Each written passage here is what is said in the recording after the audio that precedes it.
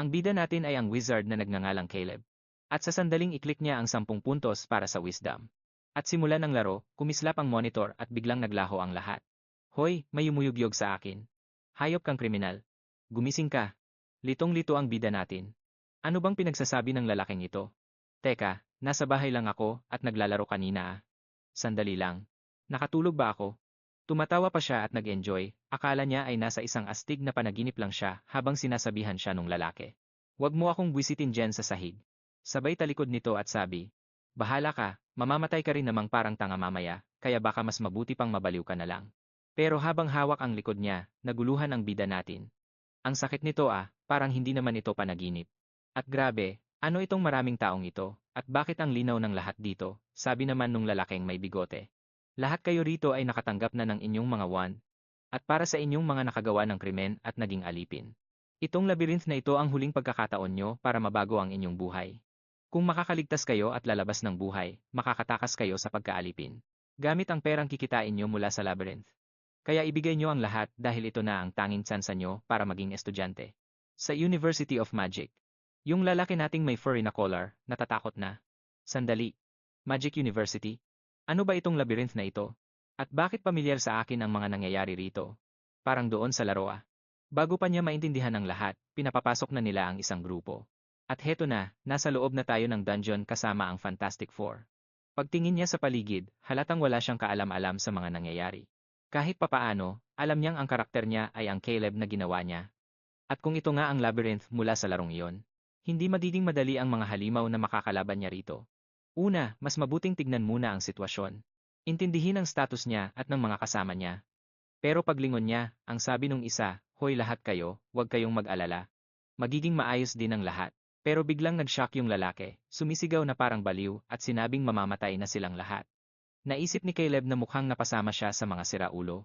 Nakasubsob na ang mga kasama niya sa lupa at nagtatago.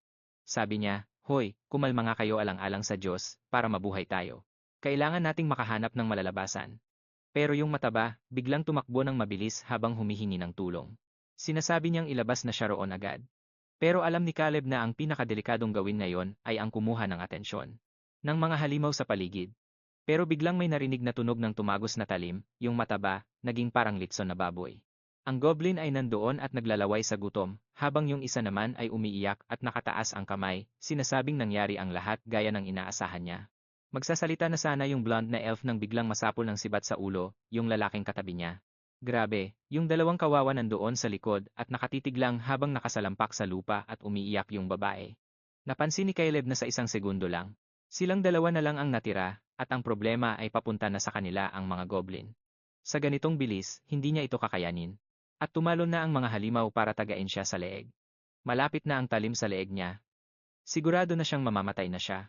Nang biglang lumitaw ang Special Hourglass ability, ang turn-based, at na-activate ito. Huminto ang oras sa loob ng 60 segundo para sa isang turn. At mayroon siyang 4 na action na automatikong nag-activate sa oras ng emergency. Nakatitig lang siya rito at hindi maintindihan ang nangyayari. Nang sabihin ng system na turn na niya at nagsimula ng tumakbo ang oras. Habang nakikita ang lumulutang na screen, hindi niya magets ang nangyari. Nang bigla niyang mapansin na tumigil ang mga goblin sa ere. Teka, huminto ang oras. Ano ba itong turn hourglass na ito? Hindi rin gumagalaw yung blonde. Habang napagtatanto ni Caleb na baka ito ang abilidad niya, tumingin siya sa kung saan huminto ang talim. Naisip niya na ang unang kailangan niyang gawin ay itaas ang wand para harangan ang atake na tatama sana sa balikat niya. Sa pag-iisip pa lang nito, nabawasan na siya ng isang action point. 3 na lang ang natitira, at alam niyang magiging mahirap ito. Ang dumepensa at bumaril ng sabay. Napabuntong hininga siya at nagtaka, kung walang nakakagalaw, bakit ako nakakapagbuntong hininga pa? Pwede rin siyang magsalita at ang mga puntos, noong ginawa niya ito, ay hindi nabawasan, naalala niya tuloy na sa laro. May screen na may sequence ng mga galaw, at dahan-dahan siyang nakaisip ng plano. Gumamit siya ng isa pang action para gumalaw. Isa pa para dumepensa habang nakatutok sa goblin sa kanan. At narating na niya ang huling action nang may 4 na segundo na lang na natitira. At nagamit na ang lahat ng puntos. Sumigaw siya ng fireball. Kasabay nito, natapos na ang hourglass. Nagawa niyang sanggahin ang atake ng goblin. Habang gamit ang wand para itutok sa kaliwa at sa kanan, na gumawa ng isang barrage. Tumalsik ang dalawa sa gilid. Yung elf nandoon lang, hindi maintindihan ang nangyari habang naglaho ang mga kalaban sa koridor. Shock si Caleb. Muntik na siyang mamatay, pero ano ba talagang nangyari? Ayaw niyang mamatay, nang parang yung ibang mga kasama niya na wala man lang nagawa. Hindi siya sigurado kung bakit ito nag-activate, pero malinaw na parehong-pareho ang mga nangyayari gaya ng sa laro. At kahit papaano, wala nang mas marunong pa sa Warlock class kundi siya. Ang problema na lang ngayon ay kung gaano katagal. Bago nila mahanap ang labasan, sinilip niya ang bangkay doon habang nag-iisip. Na ang pinakamahalaga ay mahanap sila para makita ang labasan. Tinignan niya ang bangkay habang iniisip na ang pinakaimportante ay makahanap ng bago. Mga kasama. Pagkatapos, lumingon siya sa gilid at nagulat yung babaeng blonde. Tinanong ng bida kung anong klase ba ng talento ang meron siya. At ipinaliwanag naman nito na tungkol daw sa kidlat ang kapangyarihan niya, pero hindi niya pa ito nagagamit kahit kailan. Sa isip naman niya, mas mabuti na to kaysa sa wala siyang kahit na ano. Tapos sabi niya, sige, kahit hindi mo pa nagagamit yan, wala ka ng choice. Kapag may lumapit na halimaw sa'yo, huwag kang mag-alinlangan at itira mo. Ang bagay na yan. Sumagot naman ang babae na, sige, okay, kahit medyo hindi niya alam kung paano gagawin. Pagkatapos, inutusan niya silang hanapin ang lagusan palabas habang iniisip na hindi niya alam kung developer ba o kung anong Diyos ang nagtapon sa kanya sa gulong ito. Pero kahit na ganon, tinitiyak niyang mabubuhay siya sa labirintong ito. Sa susunod na kabanata, sinasabing ilang taon na ang nakalipas nang lumitaw ang labirinto. Kasabay ng mga portal, at kumalat ang mga halimaw sa mundo. Dahil dito, napakaraming mga adventurer at wizard ang namatay. Para labanan ang mga ito, nagsimulang magsanay ang mga tao, at ang pagtapon ng mga alipin sa loob ng mga labirinto ang isa sa mga naging solusyon. Iyon man lang ang alam ni Caleb tungkol sa kwento. Wala siyang ideya kung totoo ba ito, kaya mabuti nang mag-ingat siya. Ang takot na babaeng blonde na laging mukhang kabadong-kabado ay nagpakilala bilang si Erina. Sumagot naman ang bida na siya si Caleb. Naglakad palayo si Caleb habang ang babae naman ay nanatili doon at gustong makipagkwentuhan. Sabi niya ay bigla raw tumahimik at kumalma si Caleb. Noong nakasakay pa sila sa sasakyan papunta rito, madami raw itong kinukwento sa lahat. Nagulat siya rito, ibig sabihin ay may kaluluwang kasama ang katawang ito bago niya. Ito kinuha, at napakadelikado nito dahil baka malaman nilang hindi na siya ang dating tao. Pagkatapos ay ikinwento sa kanya ni Erina na nakatira siya dati sa Fairy Forest sa isang parang botika, pero isa pala itong taguan ng ilegal na droga. Sa kasamaang palad, finrami up siya ng mga ito, at dahil wala siyang pambayad sa mga utang, naging alipin siya. Napagtanto ni Caleb, na hindi tumitigil sa pagsasalita ang babae dahil sa takot, pero agad siyang lumingon at sinabing, Erina, tumahimik ka nga. Buwisit. Ang kawawang bata ay nagulat, pero tingnan niyo ang maliit niyang paa. Nakatapak siya sa isang patibong. Agad na gumana ang hourglass, at sinabing, oras na niya. 59 na segundo. Iniisip niyang siya ang nakatapak sa trap, pero sa nakikita ko, ang babae ang nakatapak. Kahit papaano, alam niyang kailangang manatiling kalmado at bantayan ang mga pader dahil madalas doon nanggagaling ang mga patibong. Walang kahit anong butas sa tabi ni Erina, kailangan niya ring tumingin sa paligid niya, kaya naman, gumamit siya ng isang action point para ilingon ang kanyang ulo. Wala ring butas doon. Isa pang action point para tumingin sa kisame at wala rin. Kaya naman, siguradong floor trap lang ito. Baka yung mga matutulis na spike na biglang lilitaw at tutusok sa paa, pwede ring nail bomb na siguradong masama ang mangyayari. Pareho silang madudurog kapag nagkataon. Diyos ko, baka isa rin itong gas trap, nakakainis naman itong pang-beginner na dungeon na to. At panghuli, baka yung lumang pitfall trap lang. Pero alam niya, noong tumingin siya sa baba, nakita niyang si Erina ang nakatapak nito. Ibig sabihin, ang mangyayari ay damay silang dalawa at hindi lang basta tusok sa paa. Ang problema ay may 7, 6, 5, 4, 3 segundo na lang ang natitira. Napagtanto niyang wala siyang masyadong paraan para takasan ito. Ginamit niya ang huling action point para itapak din ang paa niya sa trap. Pagkatapos ay natapos na ang turn. Nadapa si Erina na parang ewan at napilipit ang katawan doon. Medyo nakatumba na siya at lumingon sabay tanong kung bakit niya ginawa yon. Nagbabala si Caleb, nakatapak ka sa trap dahil gagana ito sa segundong alisin ko ang paa ko, tinapakan ko na rin para hindi ito sumabog. Napilipit na ang katawan niya, pero anong gagawin nila ngayon, di ba? Pasensya na, pero ano nang gagawin natin? Tinanong niya kung natatandaan pa ba nito ang mga orc na napatay nila at inutusan itong kunin ang maliit na bagay. Sabi ng babae, sige, at tumakbo na. Ang layunin niya ay maglagay ng ibang bagay para pumalit sa pag-ipit sa trap. Aba, matalino ang batang to ah. Nagugustuhan ko na ang bida natin. 200 IQ ang galawan. O baka hindi rin pala, dahil makalipas ang 30 minuto, wala pa ring anino ni Erina. Iniisip niya kung nakatapak ba ito ng ibang trap o nakatagpo ng kung anong halimaw. Sa totoo lang, mas mabuti pa sanang. Nagpakamakasarili na lang siya at tumakbo palayo at hinayaan itong mamatay mag-isa. Pero sa gitna ng drama, may biglang Tumawag mula sa dulo ng pasilyo, at siya ngayon, dala-dala ang isang malaking bariles, at sinabing napakabigat daw nito. Kaya naman siya. Natagalan. Nagpasalamat si Caleb at sinabing ilagay ito sa mismong tinatapakan niya ngayon. Nilabas niya ang kanyang wand nang makalayo na siya ng kaunti. Mula sa bariles at nagdesisyong mas mabuti pang pasabugin na ang trap na yon para madamay na rin ang iba pang malalapit na patibong. Ginalaw niya ang bariles na naging sanhi ng pagsabog sa buong pasilyo. At sa wakas, ayos na ang lahat. Nail trap na ang nandoon at tumalsik ang mga pako kahit saan. Buti na lang at nakaligtas siya dahil sa hourglass. Delikado ang lugar na ito, pero siguradong may pag-asa pa siya. Gamit ang hourglass, lagi niyang makukuha ang unang tira, pero bago ang lahat, kailangan muna niyang kumpirmahin kung pwede ba niyang gamitin ang bagay na ito kahit kailan niya gusto. Bukod doon, gusto niyang malaman kung makakagamit ba siya ng mga spell gamit ang action points. Sa sandaling iyon, may maliit na berdeng paa ang lumitaw sa harapan. Sabi niya, ito na ang tamang pagkakataon. Isa sa mga goblin ay may hawak na pana at nagsimula na siyang gumamit ng fireball. Mukhang nasa loob tayo ng hourglass dahil bawas na agad ang isang action point. Ihahagis na sana niya ang fireball nang mapagtanto niyang ang paggamit ng anumang spell ay laging nagkakahalaga ng isang action point. Matindi, gumamit siya ng 2 point at nakagawa ng 2 fireball. Natapos na ang turn at mukhang 2, 3, 4, ewan ko ba. Ilan na ba? Kawawang goblin, na-shred agad nang wala man lang kalaban-laban. Grabe di ba? Sobrang lakas, overpowered talaga. Tulala ang blonde na si Uril nang ma-realize niyang kaya ni Caleb mag-cast ng 4 na fireball bago pa makakilos ang mga kalaban. Sabi ni Uril, Caleb, madaya ka. Ang bilis mong mag-cast, walang animation, walang cast time, walang magic circle, wala lahat. Habang siya naman, kawawang. Nilalang na hirap gumamit ng walang kwentang thunder spell. Pero wala siyang pakialam, diretso lang ang lakad niya habang nagmamaktol pa rin ang babae. Humingi siya ng tawad dahil isa lang siyang madungis at walang kwentang elf. Napatingin sa kanya si Caleb at naisip na, sa bagay, hindi dapat pumipili ang isang elf kung magiging warrior ba o mage. Pagkatapos, tinanong niya ito, Hoy Uril, ilang metro ba ang kaya mong italon? Napahinto ang babae para mag-isip at sinabing sa loob ng gubat, kaya niya ng kahit 4 na metro. Grabe, ang taas no na. Alam na agad ni Caleb na ang 4 na metro ay katumbas ng hindi bababa sa 5 agility points.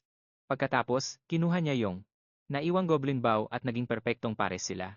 Isang blonde na elf na may hawak na pana, kasing classic ng isang dwarf na may maso. Sinubukan niyang hatakin ang string at sinabing nakapag-shoot na siya ng iilang beses sa gubat at baka mas komportable nga siya. Sa ganung paraan. Itong kuripot na bida natin, tinignan ang mga basura at sinabing mula ngayon, sa likod na lang siya habang itatago naman ni Caleb ang wand niya. Sa huli, ang loko, may 4 na wands na nanakaw mula sa iba, pero masaya naman ang babae doon. Pero bigla, may narinig ang matutulis ang tenga at agad nagbabala na may sumusunod sa kanila. Ang bida natin ay lumingon pero sa dulo ng pasilyo ay wala siyang napansin. Sasabihin na sana niyang walang tao pero siniguro ng babae na may narinig talaga siya mula sa direksyong yon. Dito ay may naalala ang bida mula sa laro. Sinabihan niya itong ipikit ang kanyang mga mata at bilangin kung ilang bato ang nasa harap niya. Medyo hindi siya nakakaintindi, pero pumayag din.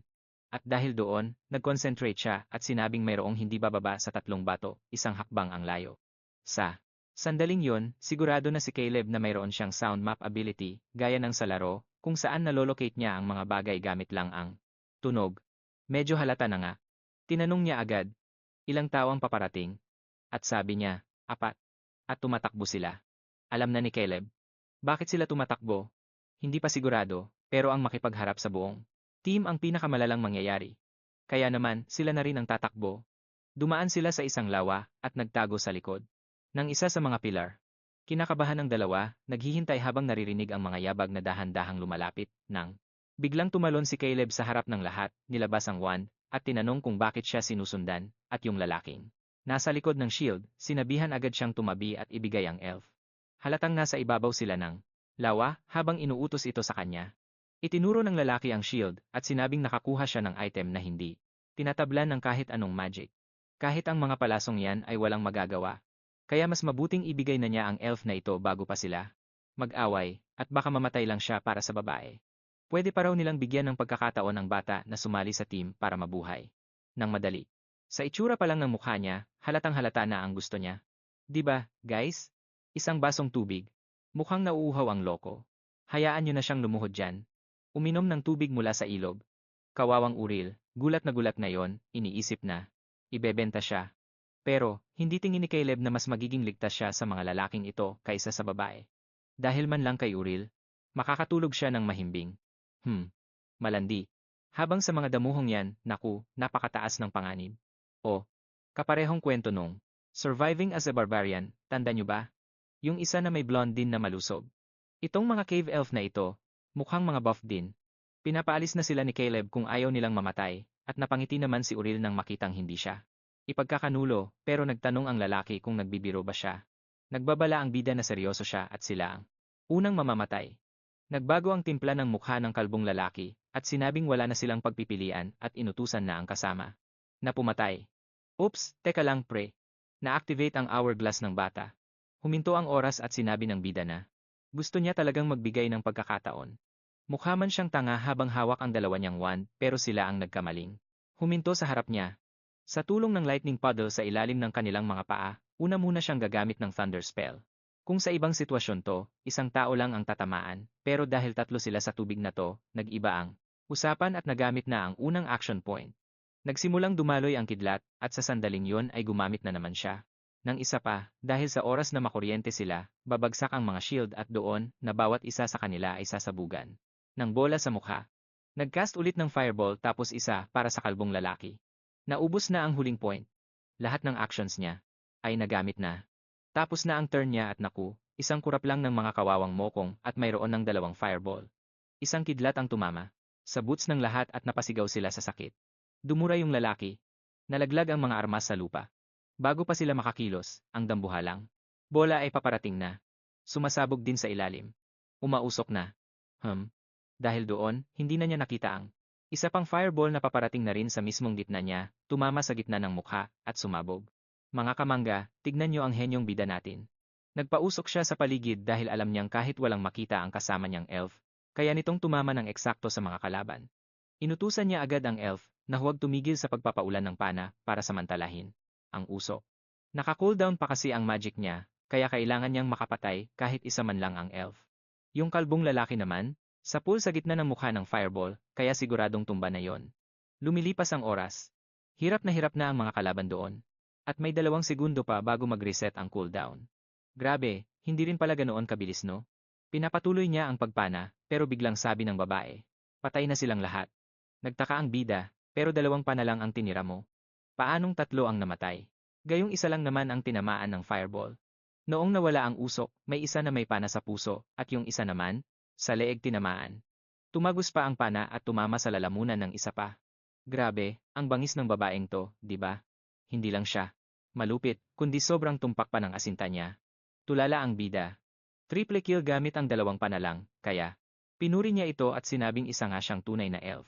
Maya-maya, umubo yung kalbo at nagising, saka napansing wala na siyang kamay. Natatawa si Caleb na buhay pa ito, habang ang kalbo naman ay gustong malaman kung ano ba talaga siyang klaseng nilalang, paanong nakakagamit siya ng ganoon karaming spell ng walang enchantment. Bakit may talentong tulad niyan sa ganitong lugar? Sang-ayon ako sa kalbo. Hindi dahil mabuti siyang tao, kundi dahil sabi niyang napaka-unfair ng mundong ito. Totoo naman, di ba? Nakatapat ba naman niya ang wizard na kayang magpatigil ng oras at tumira ng 4 na abilidad ng sabay-sabay? Sabi ng bida, unfair? Huwag mo akong dramahan, hayop ka. Ikaw ang kusang pumunta rito para manggulo. Pero, umiiyak na sumagot ang kalbo, hindi naman daw nila piniling mapunta roon. Ipinatapon siya at ginawang alipin dahil wala siyang kahit anong talento sa magic. Kung may kalahati lang daw siya ng talento ng bata, hindi niya kailangang mamuhay ng ganoon. Naging pahirap ang buhay niya hanggang sa mamatay siya. Hindi siya dapat kaawaan, pero may punto siya. Napaka-unfair nga rito, mga lodi. Humingi naman ng paumanhin ang magandang elf, sabi niya sinubukan niyang patayin lahat, pero may isa pa palang bahagyang buhay. Kung iisipin, ang tanging nabuhay lang ay yung tinamaan ng fireball, di ba? Sa mga tinitira niya, walang nakakagalaw. Pero mas curious ang bida kung ito ba talaga ang unang beses na pumatay ang babae ng ganoon sa isang laban. May pagkabaliw ang tingin ng babaeng to, at tingin ko ay magiging delikado siya sa ibang bagay. Kaya Caleb, mag-ingat ka. Sabi ng babae, oo, unang beses pa lang niyang pumana ng tao, at sabi naman ng bida, unang beses din niyang gumamit ng magic na may layuning pumatay, pero ginawa niya yun para mabuhay. Kumalma siya at sinabing titingnan nila ang mga gamit na dala ng mga lalaki, pero kasabay nito, sinusubukan niyang unawain kung bakit sobrang kalmado niya matapos pumatay ng 4 na tao. Kung sa totoong mundo to, baka nag-hysterical na siya, pero nakapagtatakang kalmado siya. Noong inatake sila ng mga goblin dati, sigurado siyang mamamatay na siya, at mas, takot na takot siya noon. Mukhang sa maikling panahon, tumatag na ang isipan niya. Ang hindi maikakaila ay ang amoy ng sunog na laman na hinaluan ng dugo, talaga namang nakakasuka. Habang nagmamasid siya, lumapit si Uriel dala ang isang backpack at sinabing parang marami silang nakuha. Sa loob, may maliit na libro, kawali, parang tinapay, kutsilyo, lubid, at pati sulat mula sa isang taong nagngangalang Abison, isang master ng labyrinth, o isang babae siguro. Ang tiyak nila ay hindi ito isa sa mga kinalaban nila. Isa itong player na iniwan at pinatay sa lugar na ito. Mas naging malinaw sa kanya na ang mamatay sa labyrinth na ito ay mas madali kaysa sa inaakala niya, at kahit yung grupo ng mga lalaking yon, mukhang organisado. May maayos silang pormasyon, may tank sa harap, may mage sa likod, at kung wala ang mga skill ni Caleb, imposible siyang manalo. Kung nabaliktad ang sitwasyon, hindi niya matatalo ang mga taong ito. Mamamatay siya sa parehong paraan.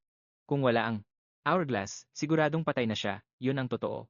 At ang pag-asa lang sa kapangyarihang ito at sa swerte ay hindi ang paraan kung paano niya gustong mabuhay habang buhay. Grabe, ang bilis ng pagbabago ng bata, di ba? Akala ko aasa lang siya palagi sa hourglass na gagawin niya pa rin naman, pero kahit papaano ay sinusubukan niyang maging mas independent. Sinabihan niya si Uriel na oras na para umalis dahil alam niyang kailangan niya ng diskarte na hindi pumapalya, yung hindi lang umaasa sa skills o kahit anong tsamba. Dahil ang buhay niya ang pinakamahalagang bagay na meron siya, napapansin din niyang ang larong ito ay hindi basta panaginip lang na pwede niyang gisingan. Kung ito na ang bago niyang realidad, kailangan niyang gawin ang lahat para mabuhay. Habang humihingal ang elf, nagpatuloy sila sa tila walang katapusang pasilyo. Grabe, talagang walang katapusan. 12 oras na silang tuloy-tuloy na naglalakbay. Marami na rin silang nakalaban ng mga goblin, kaya natural lang na mapagod siya. Noong nag-alok ang bida na magpahinga muna, tuwang-tuwa agad ang babae, at nagtanong kung pwede na ba talagang huminto. Agad siyang nagsindi ng siga. Umupo siya sa lupa at kumuha ng maliit na piraso ng tinapay. Tinawag ni Yurina si Caleb at nagpasalamat sa pagliligtas sa kanya. 2 beses niya itong iniligtas ngayong araw. Sabi naman ni Caleb, wala lang yon dahil nagsikap din naman siya. Sumagot si Yurina na alam niya yon.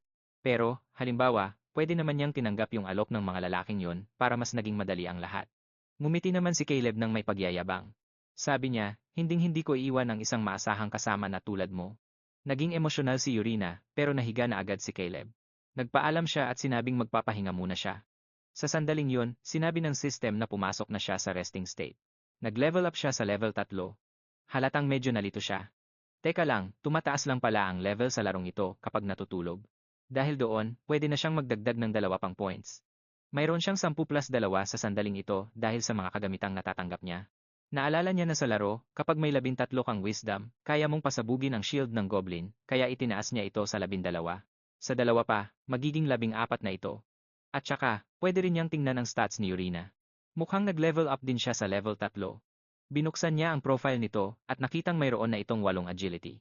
Nakita rin niya na mayroon siyang sound map trait para makakita kahit hindi gumagamit ng mata sa pamamagitan lang ng tunog. Tumayo ang bida at sinabing, sa inaasahan, hindi pa rin ako nakakabalik sa realidad. Nakatayo lang doon si Yurina na parang baluktot ang katawan. Sinabihan niya itong pwede na siyang matulog. Humiga na si Yurina at nagpasalamat habang isinasandal naman ni Caleb ang shield sa dingding. Nagtanong si Yurina kung anong gagawin niya. Ipinaliwanag naman ni Caleb na may i-check lang siya. Inilabas niya ang kanyang wand. Fireball. Sumabog ang shield. Totoo nga, lumakas ang kapangyarihan niya, at ang totoo, mukhang hindi lang ito isang panaginip. Sabi ni Yurina, bilib siya na napasabog nito ang shield, pero nakatulog din agad siya. Lumipas ang mahabang oras at namatay ang apoy. Naglalakad na naman sila sa mga pasilyo. Gusto niyang malaman kung gaano pa katagal bago nila mahanap ang labasan. Sa kasamaang palad, nakakakita sila ng maraming sangandaan na may 300, kaya swertehan na lang talaga ito. Pero malas siyang tao. Maya-maya pa ay nagpatuloy ang eksena at kinabahan siya, nahanap na nila ang labasan. May grupo ng mga tao sa harap. Sa sandaling yon, nag-alangan siya at sinabihan si Yurina na umatras muna. Magaganda ang gamit ng mga lalaking yon at mukhang masanay na silang grupo. Biglang lumingon ang dwarf. Hoy, kayo dyan. Ano yan? Tanong ng dwarf.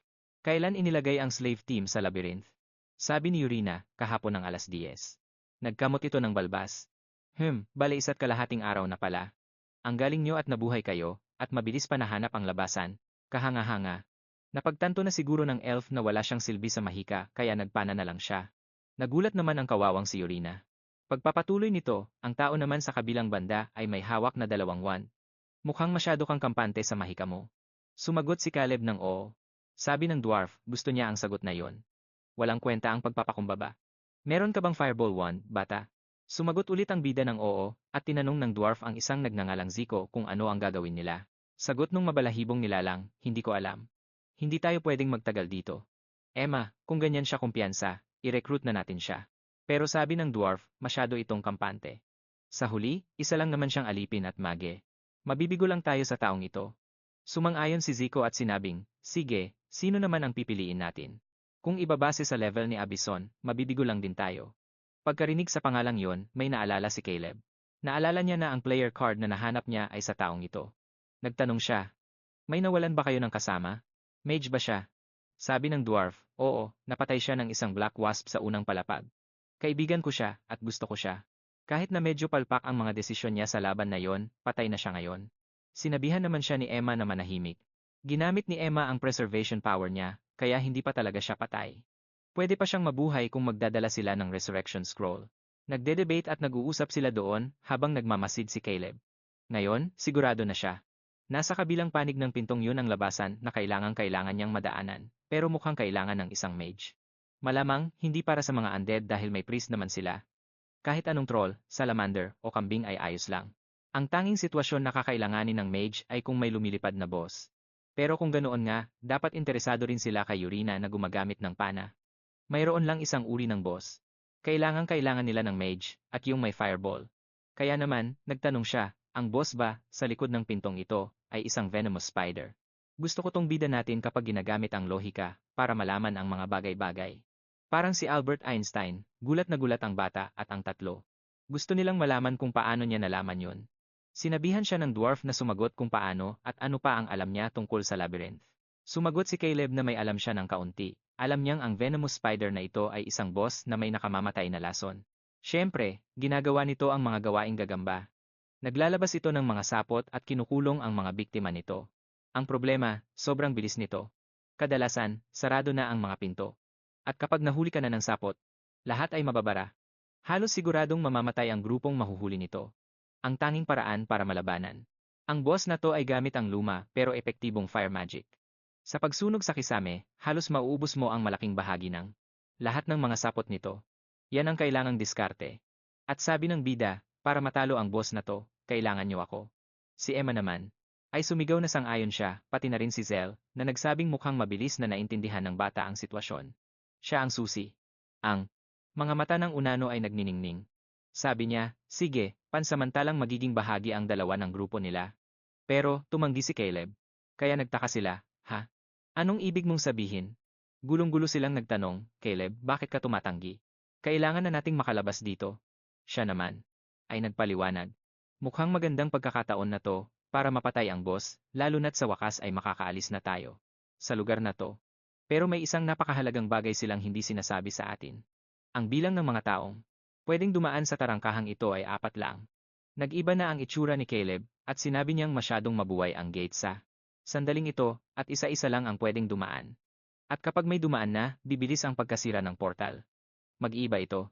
Mula asul, papuntang berde, dilaw, hanggang maging pula at tuluyang mawala. Sa huli, 4 na tao lang ang limitasyon. Isang slot lang ang meron sa grupong yan, at siya ang kailangang sangkap sa sitwasyong ito. Sa madaling salita, ang hinihiling ng mga taong ito ay iwanan ang babae. Hindi na nagulat ang Unano at sinabing, nakakamangha na napansin mo pa yon, Caleb. Hindi ko naman gustong itago yon, kaya humihingi ako ng paumanhin. Inaamin ko na perpekto sana kung maisasama namin kayong dalawa, pero mage ang kailangan namin. Kaya, gusto kitang bigyan ng huling pagkakataon na makabalik ng buhay. Ang mangyayari ay tutulungan lang sila ni Caleb at maiiwan ang elfang babae. Sa sandaling yon, nanginginig si Orenel, iniisip na iiwan na siya ngayon. Gayunpaman, kung may isang bagay man akong natutunan sa buhay na to, yon ay ang isang bida ay hinding-hindi nang iwan ng elf. Iniisip ni Caleb na napakaganda ng alok na to, kaya naisip niya na baka magandang solusyon na ito. Pero kahit pa makatakas ako sa lugar na to, kung hindi ako makakalaya sa pagkaalipin, ibabalik lang din ako sa labyrinth na to. Ang pinakamahalaga ay, sasamahan ba ako ng mga taong ito sa grupo nila paglabas natin? Dito, Siyempre hindi, dahil sa taas ng level nila. Iiwan lang din ako at itatapon sa isang grupo ng mga alipin at ibabalik din dito sa huli, at baka hindi na rin ako maging swerte na makasama ang isang kasing galing ni Uernel. Kaya naman sinabi niya, pasensya na, pero hindi ko siya iiwan. Lahat ay nagulat, syempre. Kahit si Uernel, na nakalaylay ang mga tenga, ay hindi maintindihan ang nangyayari. At dahil doon, sinabi niya na sa totoo lang ay gusto niyang magmungkahi sa kanila. Ano kaya kung upahan niyo kami? Medyo naguluhan ng Unano. Upahan? Teka sandali. Anong pinagsasabi mo? Ayaw mong makipag-agawan sa pinto at sa halip ay gusto mo ng bayad. Sabihin mo sa amin kung magkano ang hinihingi mo. Sabi ni Caleb, gusto niya ng 10,000 ginto. Mukhang napakalaki nito dahil nagulat si Yornel. Pero, alam na alam niya. Ang halaga ng mga bagay-bagay. Lahat ng nakolekta nila sa huling araw na ito sa labyrinth ay aabot sa mga 2,000 ginto. Kung idadagdag ang halaga nilang dalawa, naniniwala siya na sila ni Iwernel ay nagkakahalaga ng mga 6,000. At sa pagmamasid sa grupo ng mga taong ito, nakita niya na kumuha sila ng isang priestess na sobrang mahal ang bayad, sa madaling salita, hindi lang sapat ang pera nila, kundi siguradong marami na silang naipon. Malamang na gusto na nilang makatakas, lalo na't maaari pa nilang buhayin ang kaibigan nilang si Abison. Dahil ang soul preservation magic ay hindi nagtatagal habang buhay, kaya kailangang nagmamadali sila. Si Zeke, na nasa likuran, ay nagsabing, wala na tayong magagawa, di ba? Wala namang ibang magay, kaya kailangang itong batang ito na lang. Pero si Caleb, tatanggap lang kung gagawa ng sumpa ang priestess, ayon sa isang kontrata. Sumagot si Emma na ayos lang. Gagawa siya ng unbreakable pact. Pero, 9,000 lang ang inaalok ng Unano. Itinaas ito. Nang bida sa 9,500, tapos 9,300, hanggang naging 9,500 ulit. Sabi ng kawawang Unano ay imposible na ito. Paano siya makakatulog nang mahimbing kung magbabayad siya ng 9,500 para sa isang aliping mage, pero sabi ng bida ay, hindi niya ito pagsisisihan. Habang ang Unano ay siguradong magsisisi, sinabihan siya ni Emma na huwag nang maging matigas ang ulo. Dahil kailangan na nilang makalabas agad doon. Lahat sila ay nasa harap na ng pinto at sinimulan na ni Emma ang paggawa ng sumpa. Kasama ang Unanong si Bertanin, si Zicol, at siya, inupahan nila ang grupo ni Caleb at si Ornel sa halagang 9,500. Ang kondisyon para matapos ito ay, kailangang makatawid ang grupo ni Bertan sa gate, at kung may grupong mamatay, mapapawalang bisa ang kontrata. Ginawa ng dalawa, ang panunumpa, at dahil doon, bumukas ang pinto. Oras na para pasukin ang kuta. Naroon na kami sa loob, may mga sapot sa kisame, at napansin ni Caleb na mas madilim ang lugar kaysa sa inakala niya. Mula sa sulok, napansin niya ang isa sa mga neutral na bagay sa lugar na ito na mga explosive barrels, at sinasabihan sila ni Burton na mag-ingat sa mga naiipong sapot sa sahig. Bukod pa roon, bago pa magsimulang umatake ang boss sa kanila, dapat nang simulan ni Caleb ang pagsunog sa sapot na ito. Ang Unano ay, sinasabihan niya ito nang biglang may humaginit na sapot sa tapat ng ulo niya, muntik nang sapulin ang mukha niya. Pero tinaga niya ito para mailihis. Sinabihan niya ang buwisit na si Caleb na magpakawala ng fireball sa itaas at sunugin ang lahat. Tumingala ang bida at nakita ang boss na pinaglalaruan sila. Kahit na ito ang unang umatake, lantad na ang depensa nito ngayon. Alam niyang hindi na maulit ang pagkakataong ito. Kaya habang umaatake ang halimaw, kailangan niyang todohin ang pinsala rito. Dito na gumana ang paborito nating hourglass. Fireball, fireball, fireball, at fireball pa. Hanep. 4 na cast ang sunod-sunod na lumabas. Nareset ang lahat ng points, at heto na ang 3 fireball na pumalibot sa boss sa itaas. Kawawang gagamba, di ba? Wala na itong kawala. Sumabog ng matindi doon sa itaas kaya naguluhan ang buong grupo. Nagtataka sila, teka muna, ako lang ba o wala namang binanggit na spell? Tapos 4 na fireball ang bigla na lang lumitaw. Pero sinigawan sila ni Caleb na wag nang tumunganga at mag-focus dahil heto na ang pagkakataon nila. Dahil sa karanasan niya sa boss na ito, hindi nila pwedeng palampasin ang pagkakataon na todohin ang damage rito. Una, tinawag niya si Ural na agad nagpakawala ng pana. 2 habang nahuhulog ang boss. 3, 4, 5. Grabe, sunod-sunod ang tira niya. 3 ang tumama sa baluti nito. Sinabihan niya itong maghintay sandali nang mapagtanto niyang walang silbi ang goblin bow nito. Matindi ang boss na ito. Bumagsak ang halimaw sa lupa habang nagbubuga ng apoy kahit saan. Agad siyang humingi ng shield spell kay Emma. Sabi ni Emma ayos lang, at inutusan si Zal na sumugod sa sandaling gumalaw ang gagamba. Galit na galit ang lalaki, at sinabihang wag siyang utusan ng buwisit na baguhan, pero sakto namang bumangon ang gagamba, kaya napasunod na lang siya. Sumugod siya. Sinubukan siyang saksakin ng halimaw gamit ang 2 nitong galamay. Sinalubong niya ito, gumamit ng ambush jump, at pinutol ang 2 harapang binti nito. Umiiyak sa sakit ang nilalang at bumagsak na nakaharap ang likuran sa lahat. Sabi ni Bertan sa sabog na ito, kaya sinabihan na niya si Emma na sundin ang bata. Naitaas ang Constellation Shield. Napagtanto ni Caleb na kahit paano ay alam ng unano ang galaw ng nilalang na ito. Ang problema, ang pinakaimportanteng kailangang gawin ay humanap ng paraan para pigilan ang pagsabog ng lason. Dahil dito, naglabas siya ng isa pang wand at gumamit ng piercing ice attack na tumagos sa tiyan nito at nagsimulang itong i-freeze. Sinabihan niya si Emma na alisin ang shield at inutusan si Bertan na sumugod. Medyo nalilito sila, pero sumigaw ang bida. Sinabihan ang buwisit na unano na magsimula ng bumamat. Gusto pang makipagtalo ni Bertan, dapat gumamit tayo ng shield sa sandaling ito. Pero iginiit ng bida na sumugod na lang siya, at sumunod alang-alang sa Diyos. Habang iniisip na mas madali ang lahat sa laro. Doon, sumusunod ang mga karakter sa isang click lang. Sa huli ay sumugod na rin si Bertan, habang nagrereklamong hindi niya maintindihan kung bakit nagmamando ang batang ito. Pero sige, tumalon na siya. Habang nasa ere, bumanat siya ng isang napakatumpak na vertical cut sa ulo ng nilalang. Puno ng usok ang paligid. Naligo sa lason ang palakol niya. Nagsasaya ang lahat, habang si Caleb naman ay tila nag-aalangan. Mukhang hindi alam ng mga taong ito na kapag namatay ang venomous spider, may tsansang mag-activate ang second phase. Samantala, abala ang lahat sa pag-uusap tungkol sa kanilang panalo.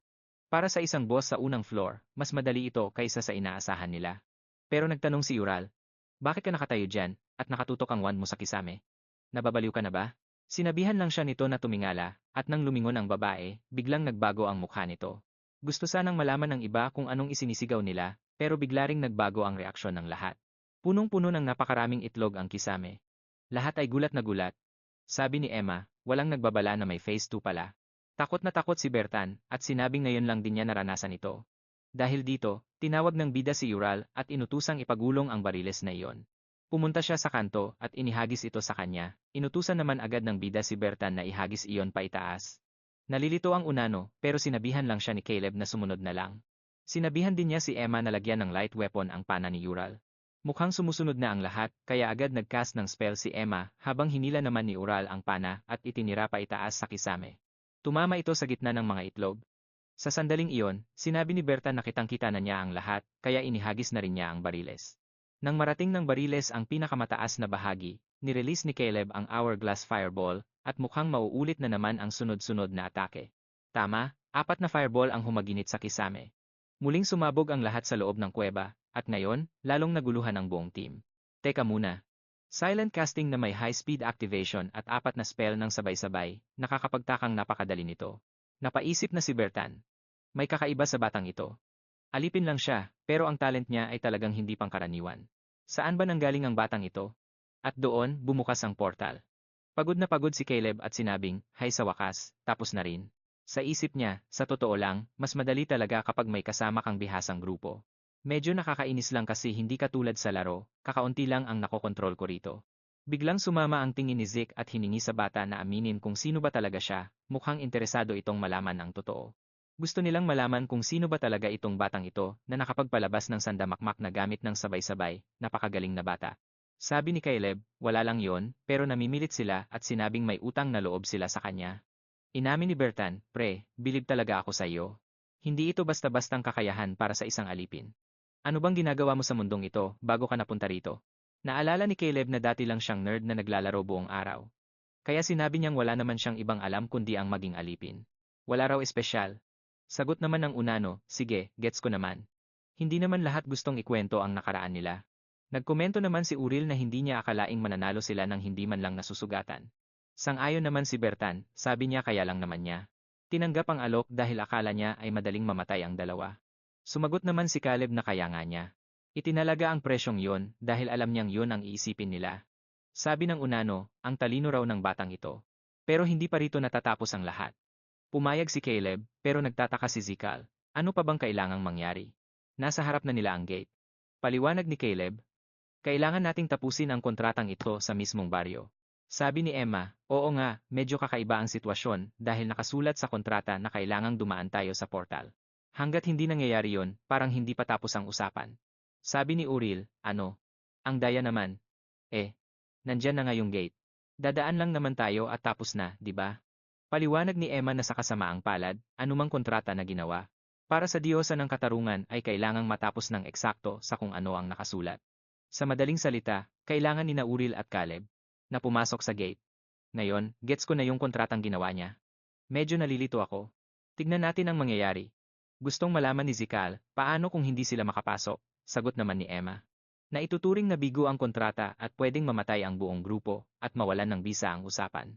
Natulala siya sandali habang iniisip ni Caleb na alam naman niyang walang magdadala ng 10,000 ginto sa loob ng dungeon. Ginawa ang patakarang yan para madiin ang sinumang hindi makakalabas ng buhay.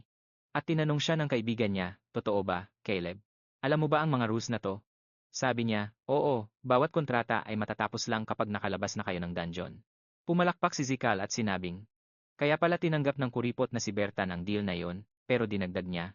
Oy bata, masyado kang magaling para mamatay lang dito ng ganoon-ganoon lang. Siguraduhin mong makakalabas ka rito ng buhay. Nanawan mo ang lahat ng gamit ng unanong yan. Mukhang mauuna silang umalis, pero kailangang sabay na umalis ni na Caleb at Uriel. Di ba? Kaya baka kailangan nilang humanap ng ibang daan. Tingin ko yun na yun, at bago sila umalis. Pumunta si Caleb sa likod at sinabing ang bag na ito ay pagmamayari ng kasama nila.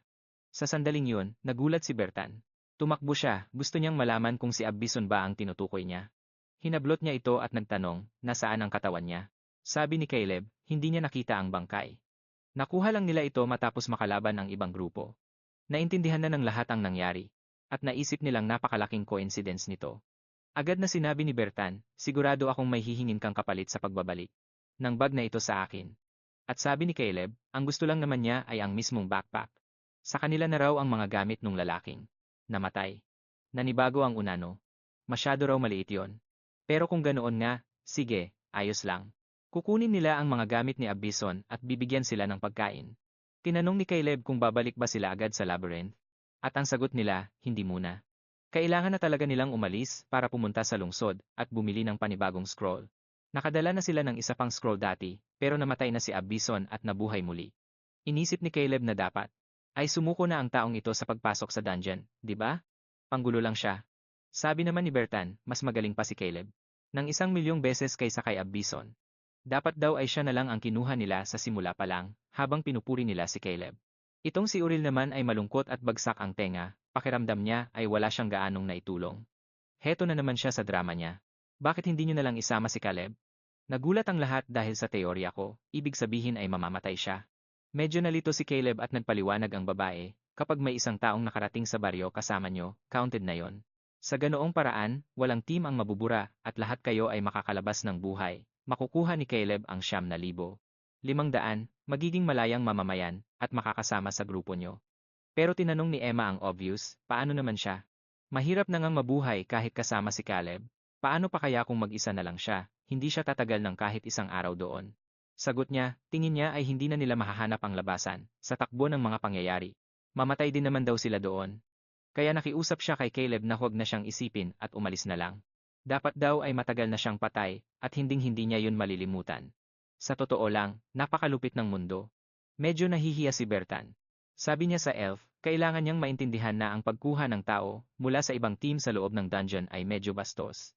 Parang ayaw pa niya noong una, pero lumingon siya at sinabihan ng bida na gusto niya itong kuning official member. Natatandaan ko. Hindi, sandali. Kapag tinanggap ni Caleb, opisyal niyang i-hire ang dalawa para makakuha ng 25% ng kita pati na yung 9,500. Gusto ko lang maintindihan kung paano makakaalis ang lahat doon. Pati yung bida, iniisip na masyadong mapagbigay ang alok na to. Tapos sinabi ni Ural sa kanya na ayos lang, kakayanin niyang mabuhay. Hindi raw pwedeng mamatay ang lalaki doon ng dahil lang sa kanya. Nang sabihin niyang gusto niyang tapusin to ng may ngiti, may lumabas na bagong misyon. Pagkakataon para sa Hourglass Expansion. Kung mananatili ka sa tabi ni Ural ngayon, aabot sa 100% ang tiwala niya, at parang iiwan naman niya ang babaeng may malalambot na tenga, di ba, pre? At pinaliwanag ng sistem na kapag lampas na sa 80% ang tiwala ng isang tao, pwede na siyang magbigay ng utos sa taong yun sa turn niya. At pagkatapos ng turn, babalik na sa sarili nilang kontrol yung tao. So basically, kaya niyang i-organize ang lahat doon ng sabay-sabay. Tapos na-realize niya na parang laro lang talaga to.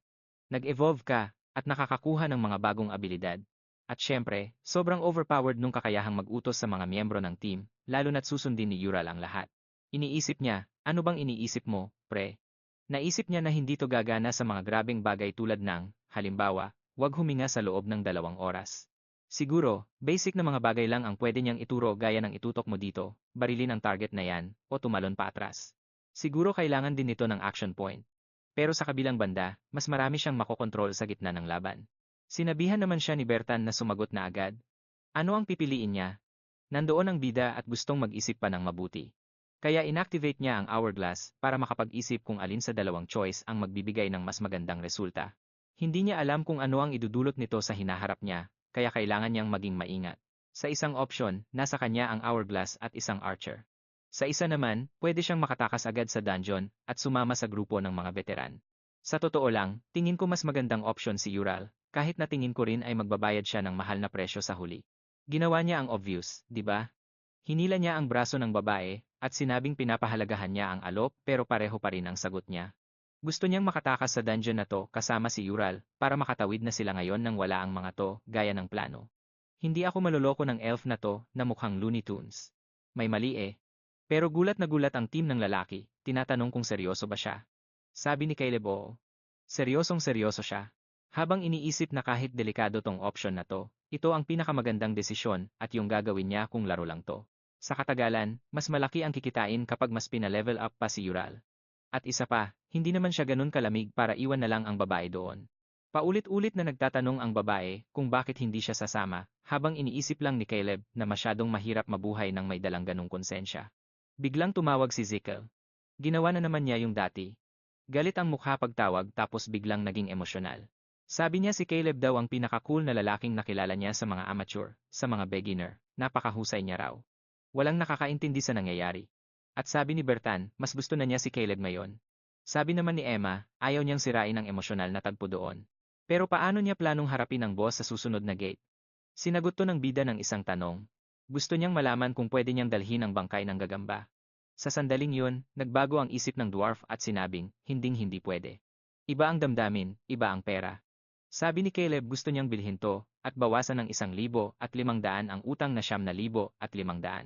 Tapos tinanong ni Bertan kung Ural ba ang pangalan niya. Na-realize ng babae na hindi man lang alam ng gunggong na to ang pangalan niya hanggang ngayon. Pinuri niya siya, di ba? Sabi niya napakatapat na babae ni Ural, at handa siyang isakripisyo ang sarili niya para kay Caleb. Mas cool pa raw yun kaysa sa quadruple fireball conjuration, at kaya naman umaasa siya na makakabalik silang dalawa ng buhay. Dahil doon, nag-abot siya ng ilang potion at sinabing munting regalo niya to para sa kanila para makaligtas sila. Humingi ng tawad si Zikkel, sabi niya wala siyang maibibigay, pero paglabas nila doon, iinom sila ng sabay. At sabi ni Emma na sa oras na makalabas sila, pumunta raw sila sa templo ni Nathaniel at hanapin si Priestess Emma. Nandoon daw siya at maghihintay kasama ang reward nila. Nagcast siya ng blessing mula kay Nathaniel at sinabing hihilingin niya sa Diyos na ingatan ang buhay nila. Alam ng bida na maganda ang blessing na to. Malakas gumamit ng mana, pero dinadagdagan nito ng isa ang lahat ng stats sa loob ng 12 oras. Pati na immunity sa ilang sumpa ng pagkabulok. Pero sa wakas, dumating na ang oras at kaharap na nila ang portal. Nagpaalam na sila, sinabihan silang alalahanin sila. Dalawa ang nakatawid at naging dilaw ang portal. Naglabas si Berta ng Mana Stone, na sa mga dungeon ay nagpapabilis sa muling paglabas ng portal. Parang pagpapakitang tao na rin siguro. Ngayon ay pula na ang kulay nito, at sinabi niyang pagtawid nila, hanapin daw siya sa Adventurers Guild. Bertan, isang pangalang hindi nila dapat makalimutan. Sumara ang portal at napaluhod si Ural sa lupa, nagtatanong pa rin, bakit mo ginawa yon? Paano silang dalawa lang na mag-isa ang haharap sa susunod na boss? Kahit nahanda siya, napansin niyang para sa babae ay masyado itong mabigat. Pero hindi niya kailangang mag-alala dahil ang katawan niya ay babad na sa maraming taon ng pagkalulong sa larong to. At kalkulado na niya ang lahat kung paano sila makakalabas doon. At doon na nagpatuloy ang kanilang paglalakbay. Sinabihan niya siyang tumigil na sa pag-iyak at simulan ng pagtatanggalin ang mga paa ng gagamba. Sa wakas, umabot na sa 100% ang tiwala ni Ural sa kanya. Ngayon, pwede na siyang magbigay ng mga direktang utos. Maririnig ang tunog ng napupunit na balat sa buong pasilyo, at sabi ni Ural, hindi niya ito sinasabi. Dahil sa ayaw niyang magtrabaho. Handa pa nga siyang magpakamatay para sa kanya, pero bakit hindi man lang siya tumutulong? At bakit siya lang ang kumukuha ng mga gamit mula sa nilalang na ito? Sabi ni Caleb, magtiwala ka lang sa akin, tuloy lang ang pagpunit. May mga dahilan ako. Ayaw niyang magpaliwanag, pero ang totoo, dahil mas mataas ang dexterity o liksi ni Ural kaysa sa kanya, mas mataas ang tsansa na maging maayos ang lahat kapag ang dalaga ang gumawa. At isa pa, gusto pa rin niyang pag-aralan ang expansion ability na ito. Kailangan na niyang simulan ang pagpaplano para sa mga susunod na laban. Sa dulo ng kakayahan niya, nakasaad na ngayon na ang mga mahihirap na aksyon o mga utos na labag sa kalooban ni Ural ay hindi magagawa.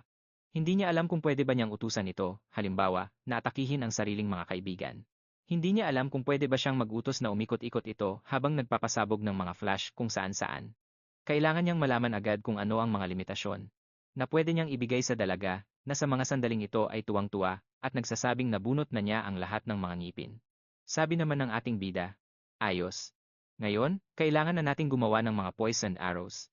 Tuwang-tuwa pa rin ang dalaga at sinabing hindi niya alam na may ganito pala siyang talento sa pagbubunot ng ngipin. Habang itong lalaki naman, naku paps, parang tinamaan na yata. Sabi niya, kanina lang ay umiyak ito. Pero ngayong nakikita niya itong nakangiti, mas gusto na niya ang ganito. Ay naku, umamin ka na kasi, paps. Chapter 7 pa lang pero itong lalaking ito, parang gusto na yatang mag-propose. Pagkatapos, ipinaliwanag niya kung paano pagsasamahin ang pana ng goblin at ang malaking ngipin para makagawa ng mga poisoned arrows. Sabi ni Ural, naiintindihan naman niya ang logic pero hindi rin naman siya makakatulong ng husto sa laban, di ba? Kaya, anong punto nito? Ipinaliwanag ni Caleb na hindi lang nito naiintindihan. Ang dahilan kung bakit hindi siya gaanong makatulong ay dahil sobrang pangit ng pana niya. Para sa class niya, ang item at arrow na ginagamit mo ang pinakaimportante, at dahil hindi naman sila makakakuha ng magandang bow sa loob ng dungeon na ito, kailangan nilang gumamit ng mas magagandang arrow. Sa pagsasama ng mga tamang materyales, makakagawa sila ng espesyal na arrow. At sa tindi ng lason na ito, kahit bulok na pana ay magiging nakakamatay na rin. Ang nakakainis lang, parang sugal ang pagbuo ng ganitong item.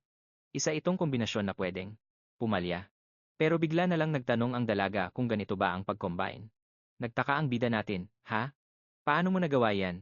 Sabi niya, pinindot ko lang yung dulo ng arrow at gumana naman. Napaisip ang bida na parang may kakaibang galing sa paggawa ng items ang babaeng ito. Pero ayos na rin. Ngayong may poison arrow na siya, kailangan na lang niyang itabi ito at hintayin ang utos ni Caleb at oras na para bumalik sa paglalakad sa loob ng labyrinth. Habang naglalakad sila sa mga pasilyo, nagpasya siyang itest ang Hourglass Expansion. Inactivate niya ang kakayahan sa loob ng 60 segundo gaya ng dati at lumitaw ang 4 na action points. Inutusan niya si Ural na kumuha ng bote ng tubig sa backpack pero nakakapagtaka, hindi nabawasan ang kanyang action points. Doon niya naisip na baka dahil hindi naman siya ang mismong gumagawa nito. Pagkatapos ng ability, pumunta ang dalaga sa backpack, kinuha ang bote, at tinanong niya kung bakit niya ito inaabot ng bigla-bigla. Medyo nalito si Ural at sumagot na mukhang nauuhaw daw kasi ang bida. Napangiti si Caleb. Mukhang gumagawa ang isip ni Ural ng rason para gawin ang aksyong iyon, pero kailangan pa niyang maintindihan kung paano ito gagana sa totoong laban. At heto na ang pagkakataon nang makakita sila ng dalawang goblin sa dulo ng pasilyo. Ginamit niya ang isang action point para mag-summon ng fireball at inutusan ang dalaga na panain ang binti ng goblin sa likuran. Natapos ang turn at unang tumama ang fireball, kasunod ang arrow na tumama sa hita. Bumagsak ang goblin sa sahig. Tinapatan niya agad ng wand ang mukha nito at binanatan ng isa pang scorching hit. Pagkatapos, tinanong niya, bakit mo naisipang panain ang binti at hindi ang ulo? Sumagot ang dalaga na sa posisyon daw ng goblin, mas madaling asintahin ang mga binti. Doon niya napagtanto na talagang gumagawa ang dalaga ng dahilan at mukhang sumusunod naman ng maigi. Siguradong magiging magandang alas ito sa mga sitwasyong hindi niya kayang iligtas ang sarili o kaya naman sa mga bagay na babae lang ang nakakagawa. Huy, anong ibig mong sabihin doon, Pops? Naalala rin niya na hindi nga pala makakagawa si Ural ng anumang labag sa kanyang personalidad. Grabe, kinakabahan ako rito ah. Nagpasya si Caleb na subukan kung paano ito gumagana, sinabihan niya si Ural na mag-bibon dance. Mukhang sayaw iyon galing Korea, at syempre, wala siyang ginawa, mukhang nalito lang ng kaunti, kaya naman. Nagtest ulit siya, at nag-utos na sumayaw na lang siya ng kahit ano. Humakbang ang dalaga pasulong at nagsimulang sumayaw ng kung ano-ano. Tinitigan lang siya ng bida, kaya napagtanto ni Ural na kung ano-anong kalokohan na pala ang ginagawa niya. Tapos, naglakad na palayo ang bida, at naisip na kahit papaano ay gumana naman ito, di ba? Tuloy lang sila sa mga pasilyo, at itong batang ito laging gustong i-activate ang magic na ito. Itigil mo na yung hourglass control na yan, bata. Pero hindi, walang makakapigil sa kanya. Inactivate niya ulit ito at sinabihan ang dalaga na sabihin ang lahat ng alam niya tungkol sa kanya bago sila pumasok sa dungeon. At heto na, bigla na lang siyang nagsalita ng parang wala lang at sinabing, ngayong naalala ko na, doon sa barko ay pinag-uusapan niyo ang dahilan kung bakit mo naging alipin na siya at mukhang may napatay raw siyang tao. Nasasamid ang bida natin, gustong-gusto niyang malaman kung sino ba talaga ang pinatay niya. Sabi ng babae, hindi rin niya sigurado, pero akala raw niya ay mas nakakatakot ang itsura nito. Buti na lang daw at mukhang normal na tao lang siya. Sigurado siyang may malalim na dahilan ang lalaki kung bakit niya nagawa iyon. Sumagot naman ang bida ng oo, marami nga siyang dahilan habang iniisip sa sarili na, yari na, patay na ako nito. Mukhang may kung sino sa mundong ito ang hinding-hindi siya mapapatawad. Pero tuloy pa rin ang babae sa pagbibigay ng impormasyon. Ang sabi niya, mukhang pumatay siya ng isa sa mga lahi ng Fox. Naalala tuloy ni Caleb na sa laro na ito, ang mga Fox ay sobrang tatalino, bihasa sa mahika, at sobrang gaganda't gwapo na kaya nilang akitin ang kahit sino. Ikaw yon, pre. Huwag mo ngang i-project yang hilig mo sa mga may balahibo sa ibang tao. Patuloy naman si Ul sa pagsasabing sigurado siyang may ginawang karumal-dumal ang babaeng iyon kaya niya ito napatay. Tumalikod na lang sila at nagsimulang maglakad, sabay sabing marami nang nangyari. Pero pre, wag ngayon. Manahimik ka muna. Paikutin mo na yung hourglass at sabihan mo siyang tumahimik alang-alang sa Diyos. Sabi pa niya, so, bago ka napunta rito at naging alipin, isa kang explorer, di ba? Doon sa isang lungsod sa silangan. Sa pagkakaalam ko, sa bawat grupo ng mga alipin, laging may isinasama silang marunong at may karanasan. Siguro, ikaw yung taong yon sa grupong ito. Sinisimulan na ring maintindihan ng bida ang tungkol sa nakaraan niya at kung bakit siya napunta sa katawang ito.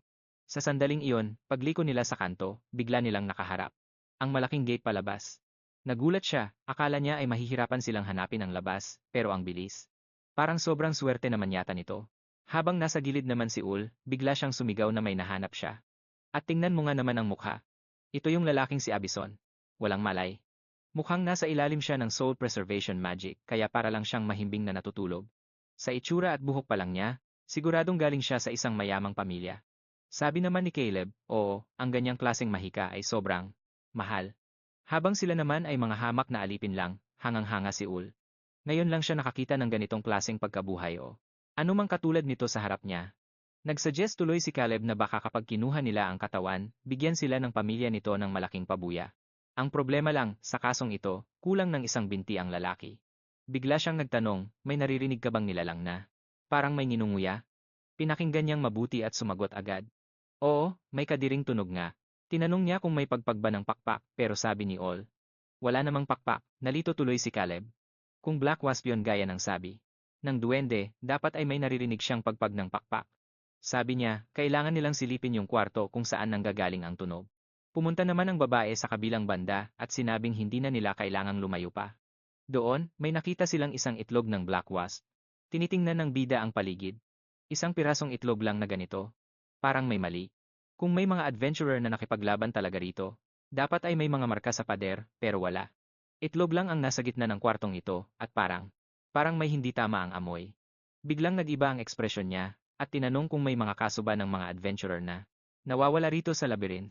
Napahinto si Ul para mag-isip, at sinabing may isang kaso raw ng taong umatake mula sa likod, isang lalaking napatay daw mag-isa, yung Black Wasp, habang ubos ang buong team niya.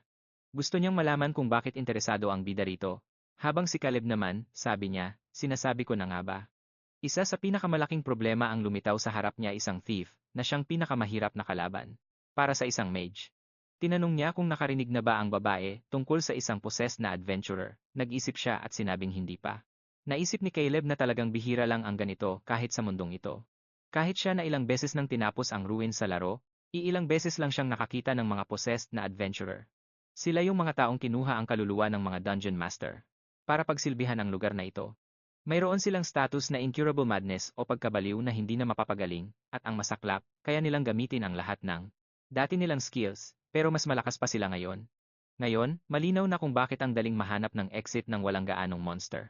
Nagtanong si Ul kung nasa panganib ba sila, at napagtanto ni Caleb na tinatakot na niya ang babae. Iyon ang pinakamaling gawin, kahit na medyo kinakabahan din siya. Sinabihan na lang niya itong huminahon, dahil nandito naman siya, kaya walang dapat ikatakot. Sa susunod na chapter, nasa bar tayo at sinasabi ni Burton na nagsasabi siya ng totoo. Naku, pre, tigilan mo nga ako. Sinasabi mo sa akin na nakahanap ka ng lalaking nakagawa ng 4 na spell ng sabay-sabay nang hindi man lang nagsasalita, edi siya na ang pinakamatalinong tao sa buong mundo. Sabi ni Burton, kung ayaw niyang maniwala, edi wag. Pero nagsasabi siya ng totoo. Sagot naman nung isa, sige na, sige na.